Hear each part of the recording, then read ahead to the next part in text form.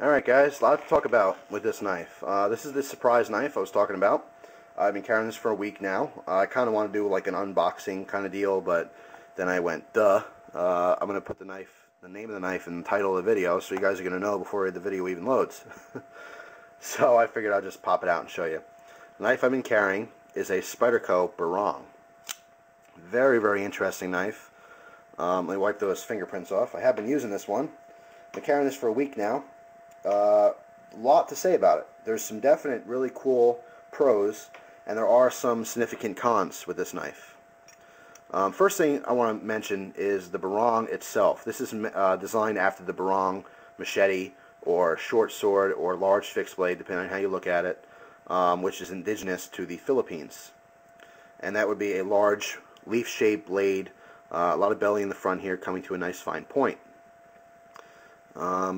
There are some design flaws in this specific knife, but reason being is that I think the designer, Ed Shemp, he wanted to stay true to the actual design of the Barong blade. So I can see why he didn't do certain things, and I'll talk a little bit more about that later in the video. But first I want to talk about the Barong knife itself that is designed after. Like I said, it's a Filipino knife. It was actually originally designed for controlling vegetation, which is basically farm tasks. You know, a lot of these Filipinos are farmers, and it was a great little machete to use in the field. It was also adopted very quickly into self-defense, just like the Barong was. You know, it was a quick, fast, easy-to-use knife, but also good for self-defense. Originally, it was used by the Moro people. I believe that's how you pronounce it. It's M-O-R-O. In the Philippines, and then of course adopted into the Filipino martial arts style Kali. And it's very, very, very, very rich in history. Of course, you can look at more information on that. I actually dabble a little bit in different self-defense styles, Kali and Salat, a couple different things. Not like I don't take classes or anything, but I have videos and I do study them just a little bit. And it's just really interesting. There's, like I said, it's rich in history. You can find out a lot of stuff on that. You know, simple Google search will give you more information. But again, this is styled specifically after the Barong knife. Because of that, before I get into anything with the review, I'll just get this out of the way. Because of that, it feels strange, in my opinion, to grip this knife like this. I would have liked to seen a thumb ramp or something, but that would take away from the overall design of the knife. And when knife designers are making new knives, the looks are very important. I mean, I would say probably 90% of all knife makers want to go for function, but I mean, a huge selling point is the way it looks. And if you put a thumb ramp in here to make it more comfortable, it would just not be true to the design of the blade. So I can see why they didn't do that. However, I would have liked that. So let me first get into some specs on this, and then of course I'll go more specifically into different parts of the knife and what I thought using it. The blade itself is a VG10 stainless steel, popular, you know, favored by a lot of people. Spyderco uses it in a lot of their different models. It's good. I like it. I have nothing bad to say about VG10. It's kind of a middle ground. It's not super hard, but it's hard enough where it holds a really good edge for a really long time. It's not terribly difficult to sharpen either. So I'm happy with that. I like it. It's a 4-inch blade, but there's 3 inches of cutting surface. And I'm going to mention something about that in a little bit too, about knives like this who have a large tang area.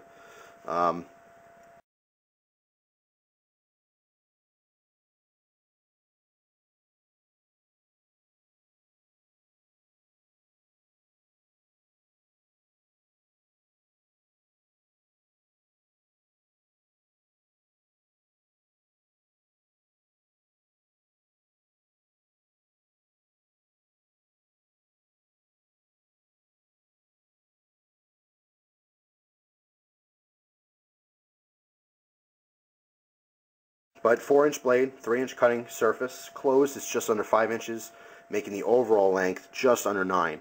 I believe it's 8 and 15/16 of an inch. So for this purpose, I'll just call it 9 inches. So it is a large knife. You have a lot of reach with this knife. I mean, just naturally holding it in the handle without choking up, you have a whole lot of reach. And for self-defense, that's a huge plus in a self-defense folding knife. Having more reach, having a longer blade is more forgiving for, you know, poor accuracy. I mean, if you're doing a slash or a thrust, having a larger blade is a major benefit. I mean, if you're off your target a little bit, again, it's going to be a little more forgiving. It probably will still get into what you need it to do when you have that larger blade. So that's huge, huge pro as far as that's concerned.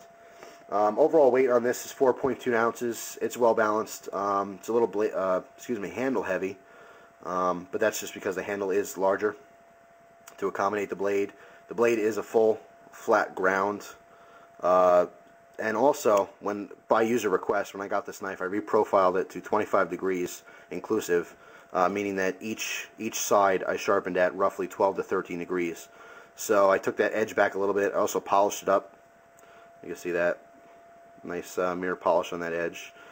But that really just made a super slicer. I mean, this thing really digs into stuff. And not only because it's nice and sharp, but because of the design itself. If you look at the handle being straight this way, you can see how much that blade curves in. And when you're holding this knife, it's already on a downward angle, okay, almost like a very obtuse V, if you think of it that way. It's not straight out. It's here's the pivot point. It goes down on both angles, okay. And when using this knife, I found that it just really wants to bite into stuff. Very similar to, I would say, the karambit style blades, the hawkbill. Not as aggressive as a hawkbill, but closer to it than a normal knife. So I really like that too for performance. The handle scales are a foliage green G10, very well textured. I'll bring it in close, although looking at a texture doesn't really help to know what it feels like, but I'll show you anyway. It is very aggressive. It's very grippy. Very similar to Emerson's G10. If I had to compare it, I would say it feels just like an Emerson in the hand. Very good. However, even though this is very grippy, again, there's no jimping to be found on this entire knife. No jimping on the spine, nothing on the frame, not even the liner lock. It's completely smooth. I want to mention too is that I would probably classify this as also a collector's knife. I can definitely see this gaining value over the years. Kind of an oddball Spyderco's. Spyderco knives in general are collectible. There's a lot of people who collect them. And this is one of those oddball models that they're probably not going to make a whole lot of. And I can foresee this gaining value over the years. And that might be why you want to buy it. It might not just be because you want to use it. You might want to buy this because it is going to gain value. And maybe you want to just pass along to your future generations. So that's one consideration. It's not just a user knife. It is going to be a good collectible. I can almost promise that. But if you did want to use it, it is great to use. Some downsides that I didn't mention yet, besides no jimping, the handle. The handle itself is very comfortable if, and this is a big if, your hand fits it. My hands are large, but they're not huge. They're not super big. I mean, kind of chunky. But they're not huge. And even though they're not huge, my pinky digs in right here. This part of the handle digs into my pinky quite a bit. And even the reverse grip, the upper portion is great. Pointer finger locks in beautifully. This matches the curve of my thumb perfectly. Really comfortable. But again, coming down here, this is digging into my pinky. So this is not recommended by myself for people with larger hands if you want to use it. If you want to collect it, it doesn't really make a difference. But if you want to carry this with you, every day and you want to use this thing, it's going to be uncomfortable. I found that subconsciously while using this knife, if I took it out for a second and cut something and put it away, I gripped it normally, like this. But I was actually cutting cardboard with it for a little bit, and it took me about maybe, 7 or 8 minutes. But after about 2 minutes of cutting, I didn't even think about it. I just automatically kind of gripped up. I choked up on it because this was digging into my pinky and it was a little uncomfortable, just rubbing on it. So I automatically choked up on it. And at that point, it wasn't an issue. I did fine. But it is something to consider. If you have larger hands, this is probably not going to be the knife for you, again, if you want to use it. Has the Spyderco thumb hole, which is great. Great to use with gloves. I used this once, I think it was, Wednesday.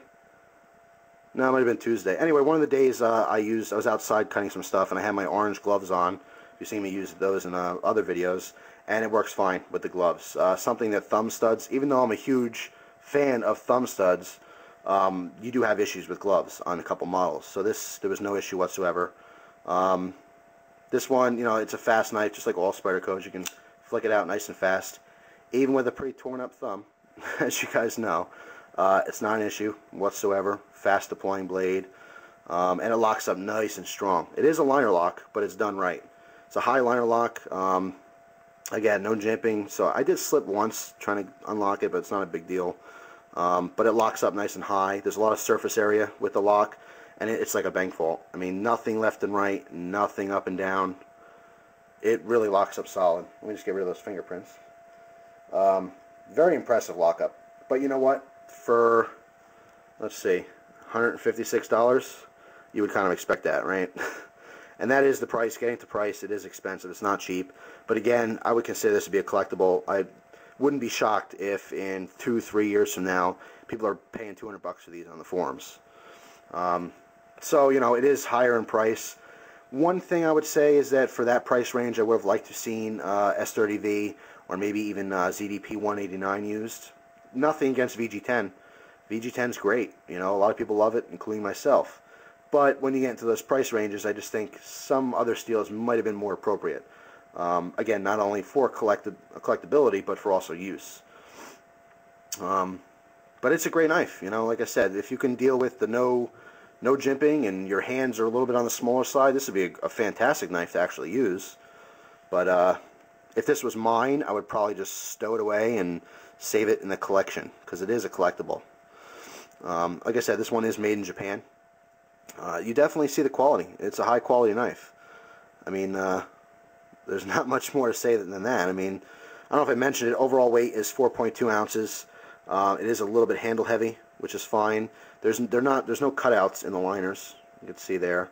They're just solid stainless steel, which is fine, but you have a nice open construction here, pillar construction. Very, very simple to clean. You don't have to take the knife apart. If you wanted to, you can take this knife apart. There are teeny tiny screws for the handle slabs. You see there. But you could take it apart if you wanted to, but it's not necessary.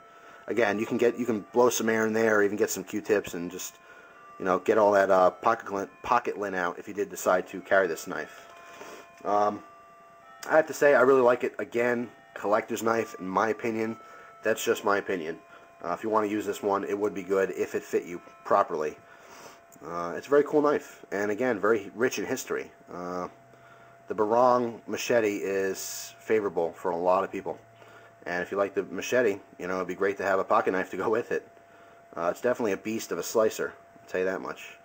It's working out great. I want to thank Nick Hall, who sent me this knife. Thank you so much, Nick. That was really, really cool. It's great to be able to try some new knives out. Really, really appreciate it. I had fun. I will say I held back just a little. I didn't want to beat the knife up subconsciously. I know it's not my knife. I didn't want to tear it up and mark it up bad. There is one. I was cutting some zip ties with it, and I think there is one little scuff on it. I could find it here. Well, it's somewhere on there. It's not really even necessary to show.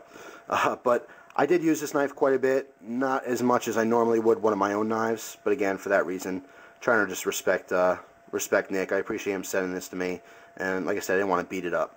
But let me tell you, if you wanted to, you could beat it up. It would just, scratch the blade up quite a bit, but it would handle it. Put it that way. It's a quality knife, and it would handle heavy use. It's really cool, But I would strongly suggest, if you're considering buying this knife, try to get to a knife shop where they have it, where you can actually handle it first. It is very critical that this handle fits you. It would be a shame if you spent $150 on a knife and it wasn't comfortable to hold, and use. And it's just wouldn't want to see that happen. So if you can, if any chance, if it's at all possible, travel to a knife shop and get a hold of one and get it in your hands first. But if it fits you, I think you'll like it quite a bit. So that's my review of the Spyderco Barong. Hard time talking here. Newgram had it for $156.18. I didn't check. They might still have it. But shop around. I'm sure plenty of places have them. You might end up paying just a little bit more than that. But if you like the design, like I said, it's pretty much the only Barong folder I've ever seen. So if you want the knife, you're going to have to shell out the bucks for it. unfortunately. But it is a good knife, and it is worth the money. So that's my opinion of the Spyderco Barong. Once again, thank you, Nick. I appreciate it. Thank you for all of you guys watching the video. I always appreciate you guys tuning in and checking out my opinions on things. So thank you very much. Hope you guys enjoy the rest of your day.